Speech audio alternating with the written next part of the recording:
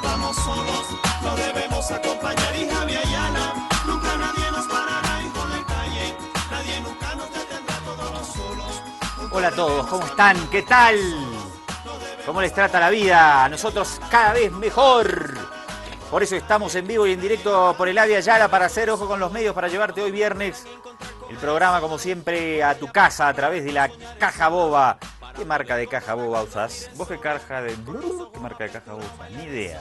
Tengo la más Para las televisiones ya no son idea. las modernas, ya no se puede decir Caja Boba, porque son los plasmas esos no tienen caja. Compradas en la Eloy, una tele comprada en Pero la Eloy. antes la tele tenía su caja de las cosas esas que no sé cómo es. Pero ahora el plasma es plano, pues. Ya no puede decir caja. Sí, estamos perdiendo el público juvenil, lo acabamos de perder en este instante con su explicación de buscables, Agradecemos. caja. ¿Todo bien, doctor? Sí, todo bien.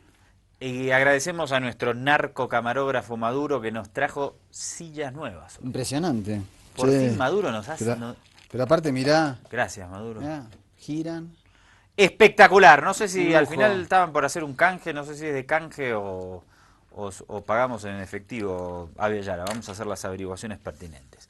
Bueno, esta semana venimos prometiéndote, bueno, ni tanto tampoco, pero yo escribí una columnita sobre Liliana Ayalde, embajadora Gringolandis en Brasil. Que por cierto la lees en nuestro Facebook y en nuestro Twitter, si te interesa. Y en la página ya la tengo que sacar. Mañana la saco porque Brasil está en candela.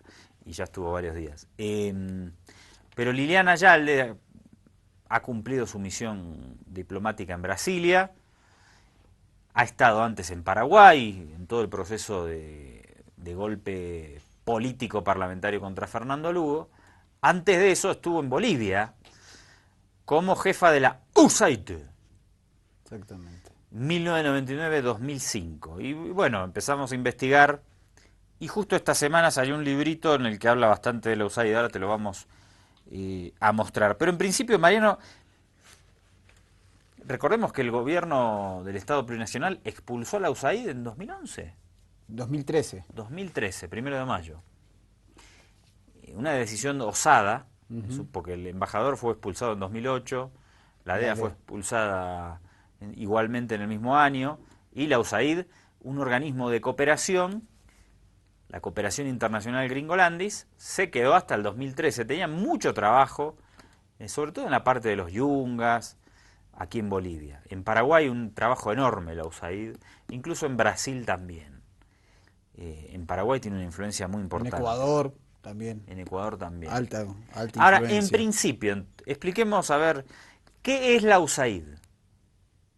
La USAID es la Agencia Nacional para el Desarrollo, es una agencia estatal de los Estados Unidos que se ocupa teóricamente en diversos países del mundo en ayudar al desarrollo de ese país en áreas sensibles sociales, digamos. Eso es en los papeles, ¿no? Exacto. En los papeles, y cierta parte de la cooperación efectivamente también va hacia ese lado, pero en la bolsa se te meten en todos los estamentos de las sociedades en donde operan y realizan labores de injerencia. En la vida política muy claramente. Muy claramente. Vamos a repasar ahora algunas cosas. Teóricamente es una agencia de desarrollo, como la Agencia de Cooperación Española, AECIDES, ¿no? Sí. Como el JICA japonés, como la cooperación china. Muchos países tienen sueca, danesa, los países agencias de escandinavos cooperación, tienen mucha cooperación. y no necesariamente eso implica que realizan labores de inteligencia o de injerencia política, etcétera, etcétera. El caso de la USAID es fuerte. Apareció esta semana este libro, fue presentado ayer. ¿Dónde lo puedo mostrar? Minas, balas y gringos. En principio la edición es en inglés y esta es una traducción. El autor es Thomas C. Field. Tomás Campos, va. ¿No? Junior. Un abrazo a Tomás Campos. ¿Dónde lo estoy mostrando? Y ahí se ve un gringo, no sabemos si es Tomás Campos, en las minas en la década del 60. La USAID la crea el gobierno de John Kennedy. Cuando gana la Revolución Cubana en 1959, Estados Unidos dice, bueno, tenemos que hacer algo para evitar el avance del comunismo y para América Latina diseñan, ya en el gobierno de Kennedy 61, la Alianza para el Progreso y crean la USAID. Este libro habla bastante de la USAID en la Alianza para el Progreso. Yo quiero leerte unas partecitas que son interesantes. Permitime, doctor, y ustedes del otro lado, tomarme un minutito. Acá habla del 6 de junio, escuchá esto, doctor, porque te va a gustar. 6 de junio de 1961. La USAID estaba promoviendo un programa aquí en Bolivia, el Plan Triangular. Quería frenar el avance de la izquierda, sobre todo tenía en los centros mineros una influencia muy importante las ideas marxistas y de izquierda, ¿no? Entonces, fíjate, por ejemplo, un ejemplito. El 6 de junio por la tarde, dice, se llevaron a cabo 50 arrestos sin derramamiento de sangre. Para facilitar la redada, Guillermo Bedregal, entonces funcionario de Víctor Paz Estenssoro, presidente de la Comibol, llamó a los líderes sindicales a la paz con el pretexto de discutir sus quejas en relación con el plan triangular de la USAID. Cuando llegaron a la reunión, Bedregal nunca se presentó. En cambio, aparecieron agentes del control político de Paz Estenssoro, quienes no retuvieron a los líderes sindicales del MNR, pero sí a los comunistas y trotskistas, que fueron luego enviados a Puerto Villarruel, un improvisado campo de detención en la selva amazónica. Y después voy a pasar a la otra página y sigo con el relato. Anticipando una violenta reacción por parte de los sindicatos afines, Víctor Paz anunció al día siguiente la existencia de un complot comunista y declaró 90 días de estado de sitio. Decretado en febrero, el anterior estado de sitio había expirado hacía solo 17 días. Desafiando el nuevo decreto, 4.000 obreros y estudiantes marcharon por las calles de La Paz el 8 de junio, coreando estribillos en contra del gobierno boliviano y de Estados Unidos. Los sindicatos urbanos enunciaron de manera beligerante que no le tenían miedo a la represión porque estaban acostumbrados a derrotar ejércitos. Y la Federación Estudiantil levantó barricadas declarando estado de emergencia en todas las universidades del país. Después de dispersar las protestas con grandes cantidades de gas lacrimógeno suministrado por Estados Unidos, el MNR organizó una marcha propia esa misma tarde, protagonizada por grupos de indígenas campesinos. Delante de 10.000 campesinos que coreaban "Abajo el comunismo", Paz Estenssoro anunció con orgullo que su gobierno mantenía incomunicados a 50 comunistas bolivianos, detenidos en campos de concentración en la Chiquitanía. La masa respondió desordenadamente al paredón. Entretanto, las comunidades indígenas afiliadas al MNR en todo el país mandaban cables a Paz Estenssoro expresándole su apoyo incondicional y agradeciéndole el haber declarado un nuevo estado de sitio para defender al gobierno, a la patria y a la religión católica. Hechos sociales de respuesta a un plan impulsado por la USAID, ¿no? Detención de dirigentes comunistas, sí, porque problemas además, sociales en las calles, pero espera, escucha. sí. Washington no tardó en demostrar su agradecimiento por la decisión de arrestar a decenas de izquierdistas bajo el pretexto de un golpe inventado por el gobierno, como lo admitía la propia CIA. En respuesta a las acciones favorables de Paz Estenssoro, el Departamento de Estado autorizó a su embajada a desembolsar por medio de la USAID el pago de subvenciones en efectivo por abril, mayo y junio, expresando su satisfacción porque por primera vez después de 10 meses en el cargo, el presidente había tomado decisiones efectivas para controlar al movimiento comunista en Bolivia y para restablecer la autoridad del gobierno boliviano en el campo laboral. ¿Ves cómo la USAID trasciende el papel de organismo de cooperación? Uh-huh. Y tiene un papel político, ¿sí?, en la vida. Un ejemplo nada más, que es muy interesante. Por acá tenía otro. A ver si lo encuentro. Mientras... sí, ¿Lo decime. encontraste? No, si no... No, ya lo encontré. Dele nomás. Ya en esa época, el tema de cómo invitan a líderes para ir a Estados Unidos, ¿no? Supuestamente, a formarse, y siempre lo hacen con... Después lo vamos a ver, esto es del año 61. Lo hicieron durante 50 años. 50 años. Incluso durante el gobierno de Evo Morales. Y sigue ahora la política, si uno se mete en las páginas de las embajadas de Estados Unidos en diferentes países, o de la USAID, sigue con esta cosa de los embajadores juveniles. Conviértase en un embajador juvenil, y eso es un programa de la USAID. 1961, fíjate. Todo esto para demostrar que la USAID no es nada más que un instrumento de cooperación, es un instrumento de penetración y de injerencia y que hace trabajo político en favor de los intereses de Estados Unidos, violando sus normas, obviamente. No es para lo que se inventó, teóricamente. El departamento informó que el Servicio de Información de Estados Unidos había enviado recientemente a Bolivia al funcionario experto en temas laborales Thomas Martin para trabajar en estrecha coordinación con el agregado laboral de la embajada Emanuel Box. Reitero, año 1961. En un esfuerzo para llegar a las bases mineras y fabriles a través de varios medios de información. Mientras tanto, el Departamento de Estado enviaba cada año entre 150 y 200 estudiantes bolivianos y profesores universitarios a Estados Unidos. En tanto que USAID formaba líderes sindicales bolivianos en Puerto Rico. Un objetivo fundamental de estos programas consistía en crear un movimiento obrero más independiente y una clase intelectual con un sano escepticismo frente a ciertas teorías sociopolíticas obsoletas como el marxismo teórico.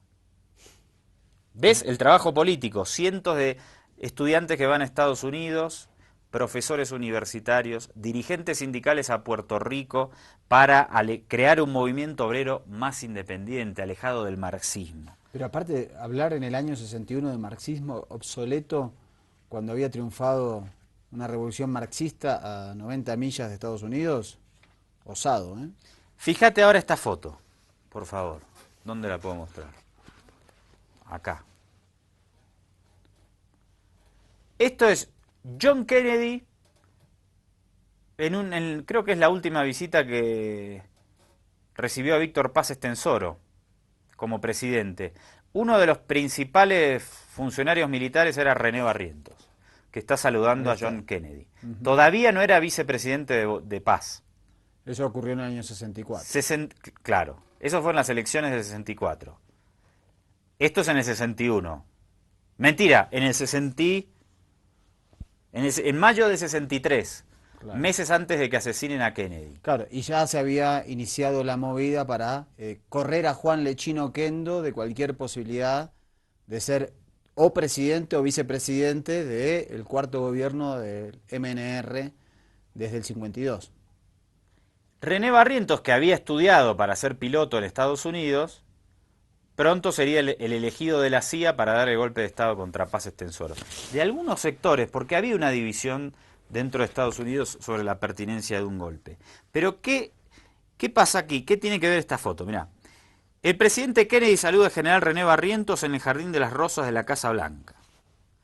Una semana después, el gobierno estadounidense aprobaría una operación encubierta para condicionar la ayuda económica a la eliminación física de los líderes comunistas de los campamentos mineros.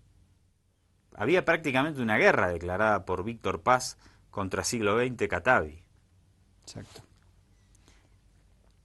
Una operación encubierta, el gobierno de Estados Unidos aprobó para condicionar la ayuda económica en ese momento de Estados Unidos, de los ingresos que tenía el Estado, del presupuesto, perdón, 40% provenía de ayuda estadounidense. Exactamente. Ayuda. 40% de la plata que tenía el Estado boliviano se la daba directamente a Estados Unidos. Imagínate lo que condicionaba las decisiones de gobierno eso. Si querían seguir recibiendo esa plata, el gobierno del MNR tenía que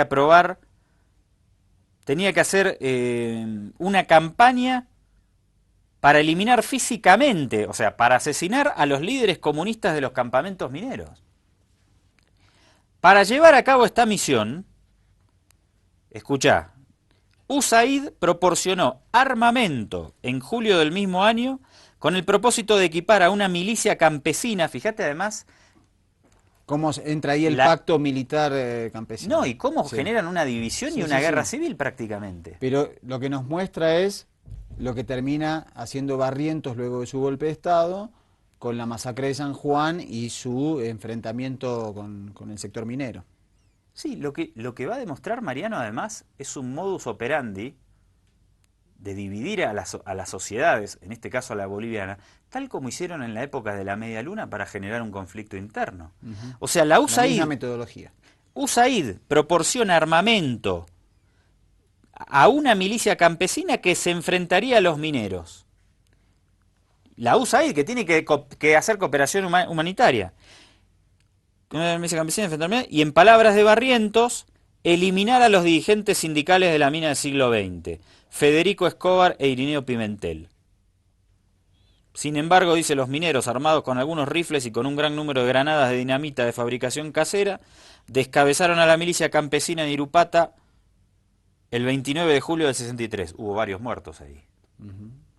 El trabajo de la USAID en los años en que fue creada, no solamente cooperan con... Lo tenemos en el corte de Invasión USA, porque hacen programas, ¿no?, de reforestación, reparten cosas. Sí, es verdad que hacen eso. Construyen algunas edificaciones, pero a la vez también hacían esto en la década del 60 y en la primera década del siglo XXI financiaron a la Media Luna para generar un conflicto interno en Bolivia. Sí. Y lo vamos a ver en un ratito también. ¿Qué hora es? 9:20. Hacemos un corte acá. Dale. Y después vamos más a lo actual.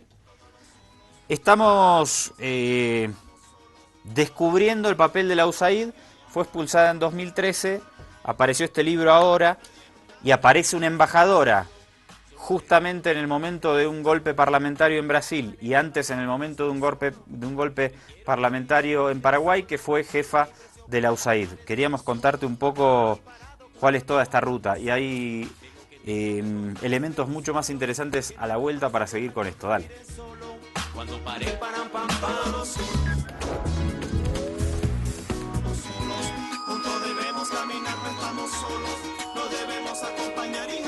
segundo bloque, Mariano, ¿por dónde seguimos? Un poquito de Invasión USA, un documental que hicimos sobre la historia de la injerencia de Estados Unidos en Bolivia, a ver un poquito cómo operaban, además del ámbito del desarrollo. Dale, USAID ya en el pleno siglo XXI. Washington comienza a financiar con centenares de millones de dólares programas tendientes a manipular el sistema de partidos bolivianos. Necesitan mantener en el poder a su clase política servil y están a punto de ser derrotados.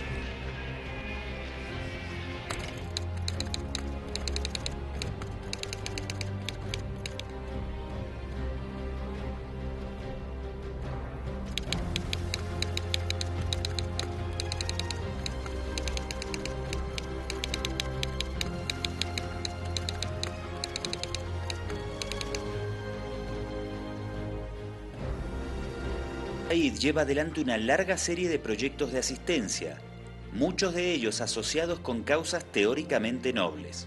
Un programa de 2005 a 2010 es diseñado para regularizar títulos de tenencia de las tierras en el Chapare. De esta forma, el organismo de asistencia desarrolla su penetración en prácticamente todas las esferas del poder político y social. En los yungas construyen sistemas de agua potable. Desde 1994, también colaboran en la protección de bosques y reservas forestales en regiones amazónicas. Las invasiones estadounidenses, veamos el reciente pasado y presente, se dan utilizando el discurso de la democracia, de los derechos humanos, de la ayuda humanitaria, del respeto incluso al derecho internacional. Y todas esas son, por supuesto, excusas no solamente para la apropiación de recursos naturales, sino que además son excusas para el control geopolítico. No son solo los recursos naturales lo que les interesan a los Estados Unidos, sino, reitero, el control geopolítico en distintas regiones. La USAID impulsa igualmente un plan de reforma a los partidos bolivianos, con el objetivo de consolidar plataformas políticas moderadas y pro-democracia, el eufemismo utilizado para decir pro-Estados Unidos. estos partidos políticos recibían entrenamiento, financiamiento y recibían órdenes desde la embajada norteamericana, y todos los partidos eran prácticamente iguales entre sí, con la única diferencia de las siglas, portaban el mismo horizonte de desmantelamiento del Estado. Documentos desclasificados y publicados por los investigadores Jan Gayalar y Eva Gollinger en su libro La agresión permanente, develan que las partidas de la USAID destinadas a Bolivia sumaban 86 millones de dólares en 2009 y 101 millones de dólares en 2010. A la USAID le llegará su turno el 1 de mayo de 2013, luego de una obsoleta declaración del secretario de Estado John Kerry, quien volvió a calificar a América Latina como su patio trasero. El canciller de Estados Unidos dice que Latinoamérica es el patio trasero de Estados Unidos. Estas semanas, hermanas y hermanos, jamás podemos ser considerados como patio trasero del gobierno de los Estados Unidos, todos los latinoamericanos. Quiero informarles, hemos decidido expulsar a USAID de Bolivia. Se va a USAID de Bolivia. Pido al hermano canciller comunicar inmediatamente a la embajada de Estados Unidos. Ahí está, la expulsión de la USAID. Fue expulsada de Bolivia, no de Paraguay, no, de Brasil tampoco. En una decisión que fue muy difícil en su momento y había integrantes del gabinete de Evo Morales que no estaban convencidos de la necesidad de expulsar a la USAID, para que veamos el poder de penetración que tenían. Ahora, fíjate una cosa. Acá entra Liliana Yalde, ¿no? Que es la embajadora que que están retirando de Brasil. Me parece, sí, perdóname, Will, vamos a poner la 3 para traerlo ahora a la actualidad y después volvemos para atrás. Vamos a poner la tapa de la 3 de Brasil. Vamos a verla. Esto pasa hoy. Estados Unidos retira a la embajadora. ¿Misión cumplida? Altamirano Borges es uno de los periodistas y comunicadores y analistas políticos más importantes del Brasil, y en esta nota justamente hace un raconto del rol de Liliana Yalde en diferentes procesos desestabilizadores. Ahí la tenés, a Liliana Yalde, actualmente embajadora en Brasil. Ahora vamos a volver un poco atrás. Te decíamos, Liliana Yalde, la actual embajadora en Brasil, entre 1999 y 2005 fue directora de la USAID aquí en Bolivia. Y uno dice de nuevo, ¿no? Y también estuvo en Colombia, ¿no? Después de Bolivia se fue a Colombia, como directora de la USAID también. Después la ascienden a embajadora y la mandan como primera misión a Asunción. Ahora, fíjate un dato, para que volvamos a ver el trabajo de la USAID y de Liliana Yalde, para que ya empecemos a conocer el perfil de ella. El 30 de junio de 2002, muchos recordarán, hubo elecciones en Bolivia. Primero Gonzalo Sánchez de Lozada, segundo muy cerquita Evo Morales, tercero Manfred. ¿Sí? La aparición de Evo Morales en el segundo puesto, inesperada, tras una declaración de Manuel Rocha, preocupa al establishment político y a la embajada, porque dicen, uy, un líder cocalero, un personaje de izquierda, alguien que es amigo del bloque bolivariano, estuvo a punto de ser presidente. Tenemos que hacer algo para fortalecer ese sistema de partidos políticos que siempre había gobernado Bolivia, para no tener riesgos de que entre alguien que puede aliarse al bloque bolivariano.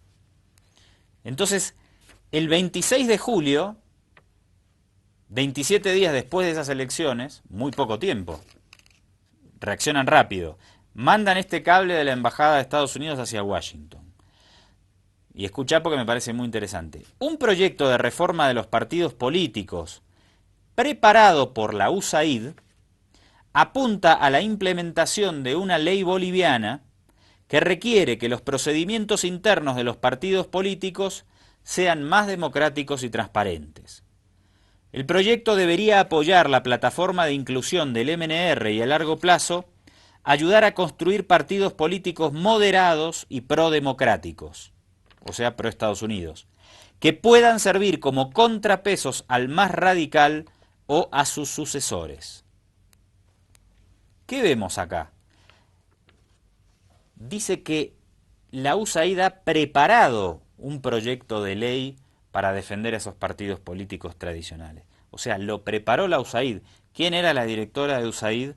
Liliana Ayalde. Y eso es un proyecto para evitar el surgimiento de partidos nuevos, que la USAID denominaba en ese entonces como partidos antisistema, como el MIP o el MAS. En 2004, cuando todavía Ayalde era directora de la USAID, este organismo de cooperación abre aquí en La Paz una oficina de la OTI.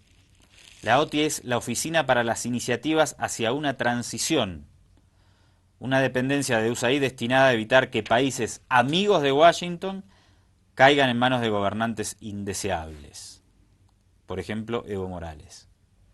Fíjate, otra vez para seguir en el marco de quién es Liliana Ayalde, que manejaba la USAID, y qué es la USAID. Ojo, no es un organismo de cooperación, es un organismo de injerencia política, como lo estamos evidenciando más que claramente desde la década del 60 hasta el año 2000. Uno de los puntos declarados por la USAID era el de identificar o apoyar a nuevos líderes indígenas moderados que pudieran poner freno al avance de dirigentes como Evo Morales o Felipe Quispe. ¿Ves que hay un patrón de conducta?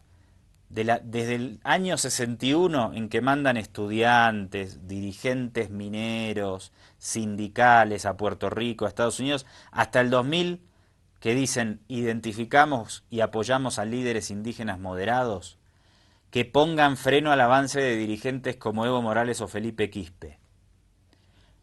$1 millón solo en el año 2004 para esos objetivos. La OTI, que depende de USAID, fíjate acá, vuelca sus fondos a fomentar a gobiernos locales de la Media Luna bajo un programa de apoyo a la descentralización de gobiernos democráticos. Es decir, autonomía. Destina $12 millones en 2004 y 2005. Hasta el 2008, la USAID gastó $97 millones para financiar el proceso autonómico. Le dieron armas, la USAID le consiguió armas a grupos campesinos para que vayan a enfrentarse a los mineros comunistas en la década del 60. Eso es fomentar una guerra civil. Y le dio $100 millones a la Media Luna para fomentar el proceso autonómico. $100 millones es mucha plata. Muchísima plata, y a su vez trayendo como embajador a Philip Goldberg, quien estuvo en los Balcanes, en el proceso de balcanización de la ex Yugoslavia, que de un país terminaron siendo 7. Repito, $100 millones para generar un conflicto interno. La responsable de la oficina de la USAID era Liliana Ayalde, que sale en 2005, antes de la llegada de Evo Morales, se va a Colombia, como decía Mariano, y después va a Paraguay. Vamos a repasar algo Va a Paraguay en el año 2008. Vamos a repasar algunos datos de lo que sucedió con Liliana Ayalde en Paraguay, porque es mucho más interesante lo que encontramos allí que lo que podemos ver en Brasil. Exactamente. ¿Sí? Sí, sí. Dale, ¿por dónde empezamos? Hubo en el 2009 filtraciones de Wikileaks, en el año noviembre.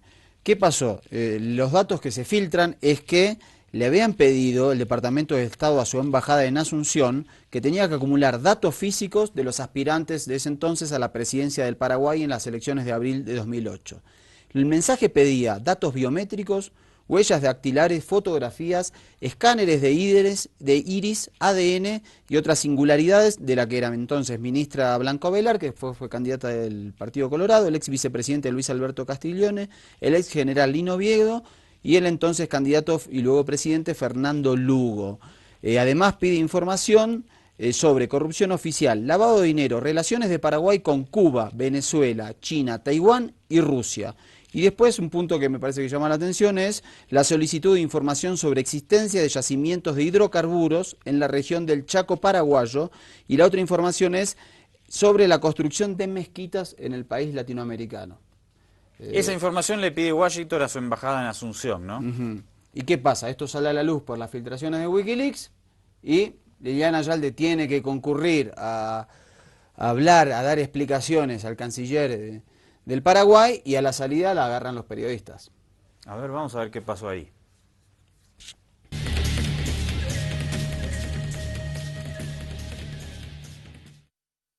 Eso pone en peligro personas y puede afectar relaciones entre países.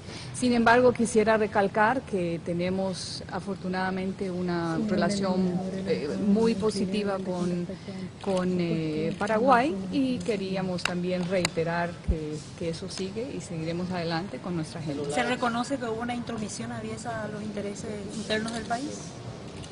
Se reconoce que no, desde su gobierno se reconoce que hubo una violación de la soberanía. No vamos a entrar en detalles. El trabajo de un diplomático es recoger impresiones, recoger visiones, y eso usted pregúntele a cualquier embajador o cualquier embajada, incluyendo las mismas embajadas de Paraguay en el exterior, donde hacen informes regulares. ¿Por qué pedir huellas dactilares, esa información de No voy a entrar en detalles. No solamente Paraguay, sino Argentina también está dentro de este objetivo de los Estados Unidos. Wikipedia tenía acceso a 250.000 documentos. Ahí incluye comunicación con varios países alrededor del mundo. Así que Paraguay fue uno y van a ser muchos más. ¿Que se haya dado a conocer esto, el hecho de que Estados Unidos incurra en este operativo de espionaje? Repito, esto es un acto lamentable porque se pone en riesgo las relaciones y se pone en riesgo las personas. Si la embajada paraguaya hiciera lo mismo en Estados Unidos, Paraguay hubiese pedido los datos biométricos del señor Obama, ¿qué hubiese pasado si invirtiéramos la situación? ¿Cómo hubiese reaccionado el gobierno de Estados Unidos? Una violación internacional a la privacidad de un país, independientemente de esto que está sucediendo, embajadora. No voy a comentar más. Bueno, no va a comentar. Consígame, doctor, para mañana una muestra del iris de Peter Brennan. Pero aparte es insólito, porque es un pedido, parece que lo está pidiendo, no sé, Interpol, parece un pedido de una estación policial. Eso de acumular datos de iris, de ADN, de datos biométricos. Pero es que esta gente espía a medio mundo. Por suerte han salido esos Wikileaks, si no, no nos enteramos de nada. Se armó un lío bárbaro en Brasil, ¿recuerdan? Porque escuchaban el teléfono de Dilma Rousseff. La propia presidenta. Y generó el enojo de Dilma y suspendió en su momento una visita al presidente Obama. Exactamente. Incluso uno de los rumores que soltaron que estuvo Osama Bin Laden en Paraguay. Recordemos que años antes de esto, Liliana Ayalde, lo reitero, impulsó desde la USAID un proyecto de ley para dárselo al Poder Legislativo boliviano para frenar el avance de Evo Morales. O sea, ella desde la USAID metió el proyecto de ley para que sea impulsado por el gobierno boliviano de ese entonces, en este caso Gonzalo Sánchez de Lozada, en lo que es una absoluta intromisión en la política interna. Obviamente que un supuesto organismo de cooperación de Estados Unidos genere un proyecto de ley para evitar que un partido político que no le gusta llegue al poder. Bueno, tengo otras cositas de Paraguay que son interesantes, mirá, porque se filtró en uno de estos cables, en diciembre de 2009, Ayalde escribe a Washington. Y le dice desde Paraguay, ¿no? Actores políticos de todos los espectros nos buscan para oír consejos.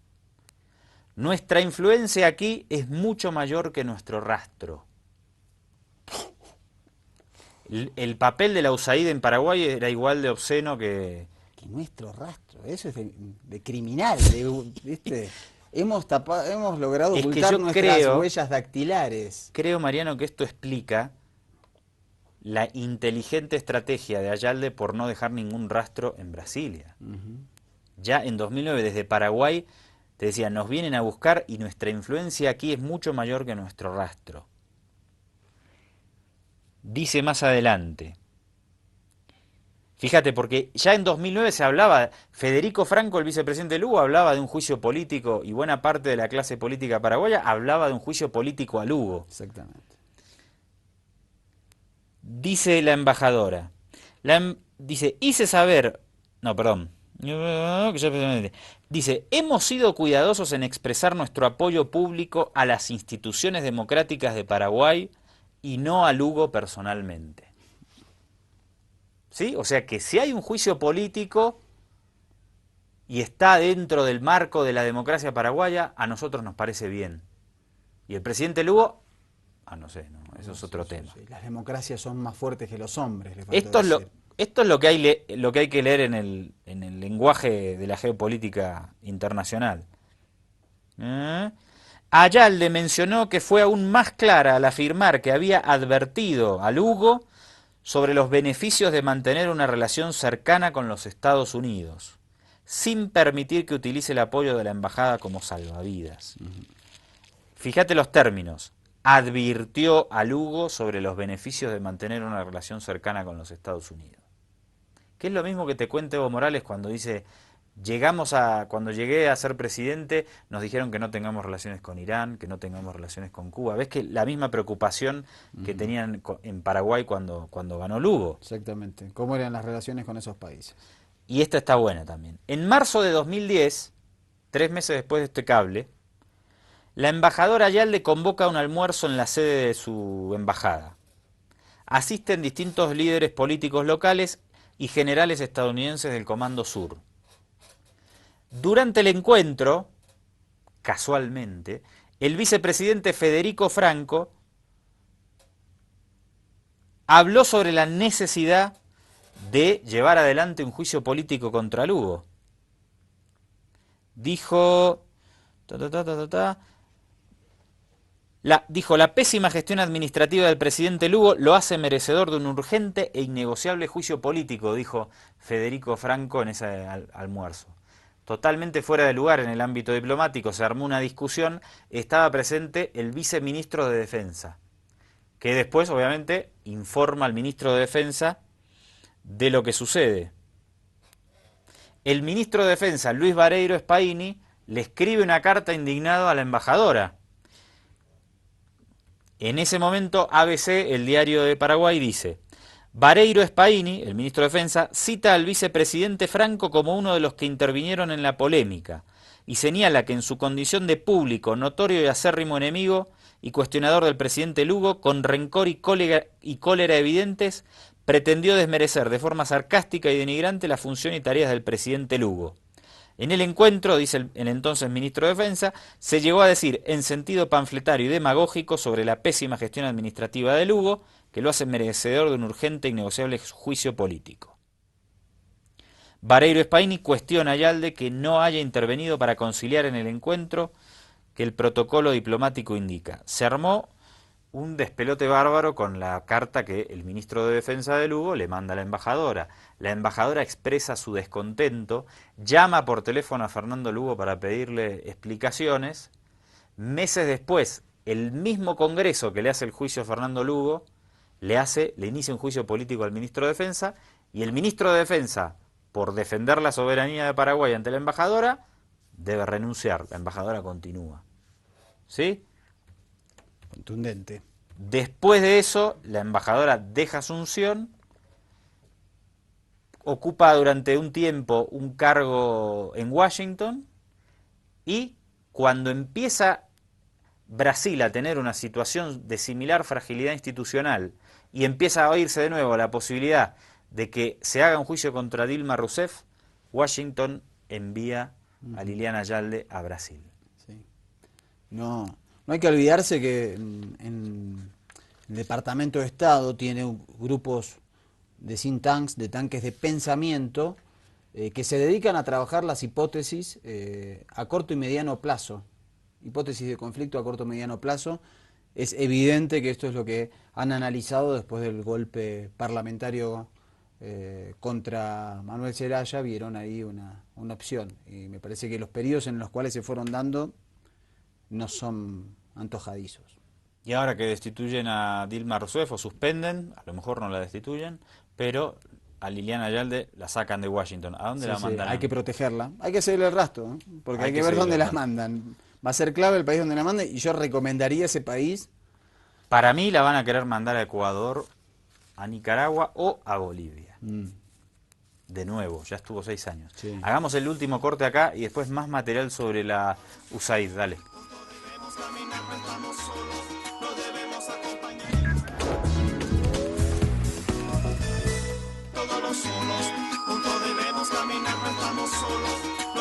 ¿Sabes qué me parece acá?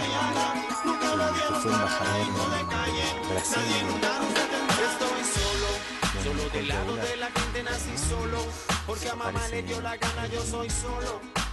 Eso se tocan todos especialistas. Último bloque de Ojo con los Medios, por si te quedaba alguna duda del papel político injerencista de la USAID, después de todo lo que vimos en Bolivia, desde el 60 hasta ahora. Fíjate porque están en todos lados. Esto apareció en un documental muy bueno, alguna vez lo pusimos al aire en Ojo con los Medios, y no te quepa ninguna duda que lo repetimos cuando se nos brinde la oportunidad, cuando sea pertinente. Pero fíjate lo que hace o lo que dice un funcionario de USAID en Kirguistán. Esto es en Asia. Vamos a verlo, unos segunditos. La politique américaine au Kyrgyzstan, c'est d'exporter l'économie de marché dans l'intérêt des États-Unis. Et quant à notre influence ici, eh bien, on vient avec ce que le monde développé a de meilleur en termes de principes économiques. Voilà. Quelles sont les motivations politiques de Washington derrière tout cela, derrière notre présence ici? Je ne sais pas, mais je n'ai aucun problème avec ce que l'on fait ici, car je suis persuadé que c'est pour le bien des gens et que si ça marche, ça rendra le monde un peu meilleur. El mundo va a ser un poco mejor, ¿no? Con ese chamullo. Pero lo cierto es que ahí te dice, lo que hacemos es promover la economía de mercado de Estados Unidos. ¿No? Eso es una cuestión política, no es cooperar con un pueblo. Es influir en la política de los países con un determinado objetivo político. Y además influir en países que estaban bajo la órbita soviética en un momento, es decir, que justamente tenían el credo contrario. Y además ayudamos a nuestros amigos, pero combatimos a los enemigos también. No es solamente, si me caes simpático te ayudo. No, hacemos lo imposible porque Evo Morales no sea presidente. Hacemos un proyecto de ley y se lo damos a la Asamblea y le decimos que lo tienen que aprobar porque les damos un montón de plata y nos tienen que hacer caso para que Evo Morales no sea presidente. No es lo mismo que ayudar a mis amigos. Bueno. Claramente. Ahora vamos a Ecuador. Sí, Pérez Pireira en su programa Infraganti en Venezuela analiza cómo ha insuflado USAID la cuestión en Ecuador, cómo ha influido y cómo también ha inyectado muchísima plata para tratar de desestabilizar a la revolución ciudadana de Rafael Correa. Dale, vamos. Solo en Venezuela, la USAID y la ANET invirtieron más de 100 millones de dólares durante ese periodo con el objetivo de auspiciar a grupos de oposición y crear 300 nuevas organizaciones. USAID funciona para promover los intereses económicos y estratégicos de Estados Unidos en casi todo el mundo. Sus departamentos dedicados a la gerencia de conflictos y desarrollo económico son las principales vías para filtrar miles de millones de dólares desde Washington a partidos políticos, ONG, grupos juveniles y sociales que promueven sus intereses. Ecuador, donde el Departamento de Estado de Estados Unidos aumentó el presupuesto de la USAID en 2010 a más de, escuche usted bien, 38 millones de dólares. Uno de los principales ejecutores de los programas de la USAID en Ecuador era la misma empresa que canalizaba fondos y coordinaba el trabajo de las agencias estadounidenses con la oposición en Bolivia. Estamos hablando de Chemónica. En Ecuador, el interés de las agencias estadounidenses era fortalecer y fomentar el modelo capitalista y neoliberal del libre mercado. El 30 de septiembre de 2010, cuando varios sectores intentaron derrocar al presidente ecuatoriano Rafael Correa, uno de los grupos con financiamiento de la USAID y, por cierto, también de la ANET, Pachacutic, emitió un comunicado en respaldo a los golpistas. Desde el expresidente Lucio Gutiérrez, quien había pedido ayuda de Washington para salir del mandatario, hasta los sectores policiales que recibían entrenamiento en intercambios con Occidente. La hostilidad continuó en 2012 después que la USAID destinó, escuche usted bien, $22.869.000 a grupos y programas en Ecuador, aunque, hay que decirlo, la cifra bajó a $11.810.000 en 2014, luego que el presidente Correa rompiera el convenio con la USAID. La ANED se fortaleció como canal de financiamiento en Ecuador y durante 2013 aportó $1.032.225 a diferentes grupos y proyectos en función a debilitar la gestión del presidente Correa. Es muchísima plata, en todos los países. Es dinero de los contribuyentes estadounidenses. Claro. Es una empresa estatal, recordemos. Es una empresa estatal, bueno, una agencia estatal. Una agencia, sí. ¿Valdría la pena que en Estados Unidos alguien le diga al gobierno todos estos millones de dólares que gastamos para ayudar a amigos o combatir enemigos en el exterior? ¿Qué onda? Nunca se da explicaciones de esto. ¿Por qué? Porque la prensa no lo muestra. No lo muestra, sí. No te lo muestra nadie en Estados Unidos. ¿Por qué no te lo muestra nadie? Porque hay una estructura cultural afín a la geopolítica estadounidense en el mundo. Entonces, de estos temas no se habla. No es un dato menor, ¿eh? Es muy... Porque si fuesen, qué sé yo, le dimos $500 a Tuto Quiroga, bueno. No, son millones y millones. En Bolivia, en Ecuador, en Kirguistán, están en todos lados. Bueno, momento de irnos. Y esto hay que tenerlo muy presente, creo, Mariano, porque después viene la oposición y te dice, pero la USAID ayudaba a tanta gente. Sí. Claro, porque ellos están siendo financiados con el mismo dinero. Queremos que vengan a traernos un poco de democracia, parafraseando a una diputada opositora, ¿no? Mucho cuidadito con esto. Vamos con el último capítulo, ¿nos despedimos con Cuba? Dale. Bueno, doctor, que pasen un buen día. Nos reencontramos la próxima. Un abrazo grande para todos. Ojo con los medios y ojo con la USAID, ¿no? Mucho ojito con la USAID. Nos vamos con un material de Eva Gollinger sobre la USAID en Cuba. Dale. Y la Agencia Internacional de Desarrollo de Estados Unidos, USAID, ha quedado expuesto de nuevo por operaciones clandestinas que ha venido realizando a través de empresas contratistas y también ONG que utilizan como fachadas para realizar estas operaciones que buscan desestabilizar a gobiernos que no son favorables a los intereses de Washington. Ahora, en este caso, documentos que fueron obtenidos por la agencia de prensa AP, la Associated Press, pues que fueron de la USAID y también de las diferentes fachadas y contratistas de USAID, han revelado la existencia de un programa que venía conduciendo esta agencia estadounidense para intentar infiltrar jóvenes latinoamericanos dentro de la juventud cubana, con la intención de promover un acto de desestabilización en contra del gobierno de la isla caribeña. Ahora, cada año la USAID, con su presupuesto multimillonario, contrata a estas empresas terceras, o sea, contratistas, también contrata toda una red de ONGs que los usan como fachadas y filtros para canalizar fondos a diferentes organizaciones y programas en países donde están operando. En este caso fue la empresa Creative Associates International que mantiene contratos multimillonarios con la USAID. Ahora Obama había prometido en ese momento una nueva relación con América Latina con menos injerencia por parte de Estados Unidos. Ahora vemos que realmente han hecho todo lo contrario, más bien han aumentado las operaciones encubiertas en la región. Propósito de su viaje, derribar al gobierno. De toda la gran cantidad de gente que cada día llega a Cuba, los hay que tienen una misión secreta, intentar provocar una revuelta en la isla. La agencia Associated Press reveló la existencia de un proyecto especial que empezó a funcionar en octubre de 2009 bajo la supervisión de la USAID. Al menos una docena de jóvenes venezolanos, costarricenses y peruanos fueron infiltrados en programas de salud y cívicos, pero en realidad enseñaban a los cubanos cómo dirigir la isla hacia una transición política.